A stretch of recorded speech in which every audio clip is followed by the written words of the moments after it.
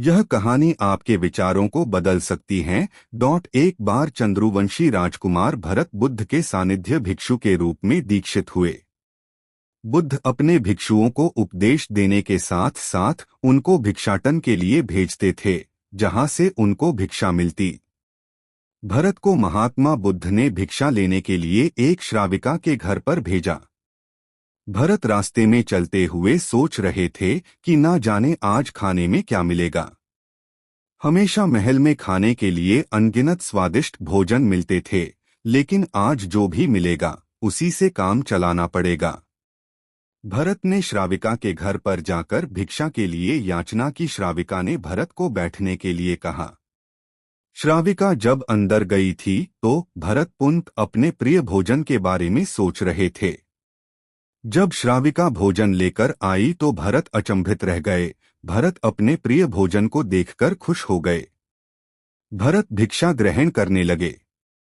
भिक्षा ग्रहण करते हुए भरत सोचने लगे कि उनको हमेशा खाने के बाद कुछ विश्राम करने की आदत है, लेकिन आज उन्हें यहाँ से खाना ग्रहण करने के बाद धूप से होकर वापस आश्रम पहुँचना है।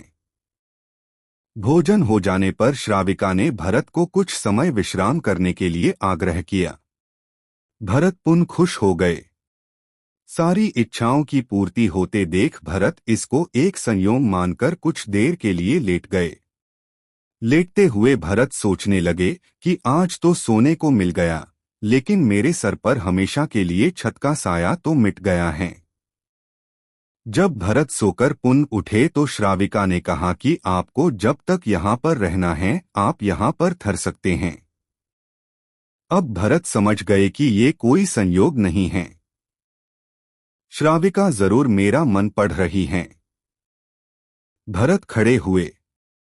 भरत ने श्राविका से पूछा, मुझे क्षमा कीजिए पर क्या आप मेरा मन पढ़ सकती हैं?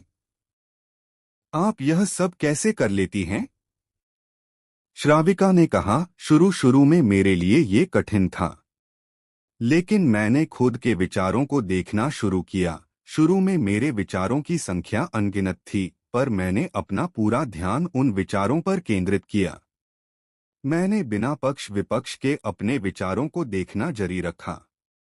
धीरे धीरे मेरे विचारों की संख्या कम होती गई। मेरे सारे व्यर्थ विचार दूर होते गए। तब से मैं दूसरों के विचार पढ़ लेती हूँ। यह सब सुनकर भरत घबरा गए। भरत ने श्राविका से आज्ञा ली और वहां से निकल पड़े। रास्ते में चलते हुए भरत अपने मन के विचारों का स्मरण करने लगे। भरत के मन में श्राविका के बारे में अश्लील विचार आए। श्राविका ने भरत के बारे में क्या सोचा होगा? भरत को खुद पर शर्म आ रही थी। भरत आश्रम पहुंचे। भरत ने बुद्ध से कहा कि अब से वह कभी भिक्षाटन के लिए नहीं जाएंगे। बुद्ध ने भरत को नीचे बैठाया और कहा, क्या हुआ, तुम मुझे अपनी व्यथा विस्तार से बताओ। भरत ने विस्तार से सारी बात बताई।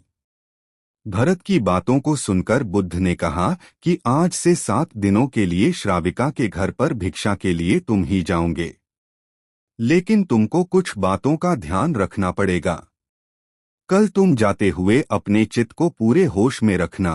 तुम्हारे अंदर कौन से विचार उठ रहे हैं उन पर ध्यान केंद्रित करना। होशपूर्ण और जागृता के साथ ध्यान करना कि कौन सी वासना तुम्हारे भीतर उठ रही हैं। इन सभी का ध्यान करते हुए जाना और फिर मुझसे विचार विमर्श करना।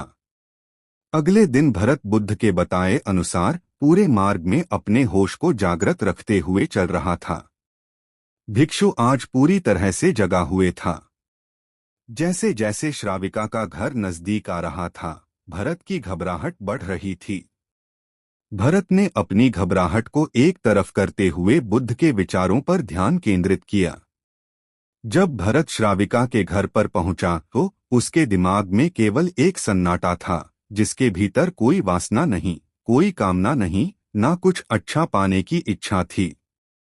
भिक्षु भरत ने भिक्षा ली, ग्रहण की और वहां से वापस निकल गया। आज भरत रास्ते में नाचते हुए आया। आज उसको जिस आनंद की अनुभूति हुई वह अद्भुत थी। आज से पहले इस आनंद को उसने कभी महसूस नहीं किया। भरत ने आश्रम जाकर बुद्ध को प्रणाम किया। अगर आपका वीडियो अच्छा लगे तो सब्सक्राइब करें।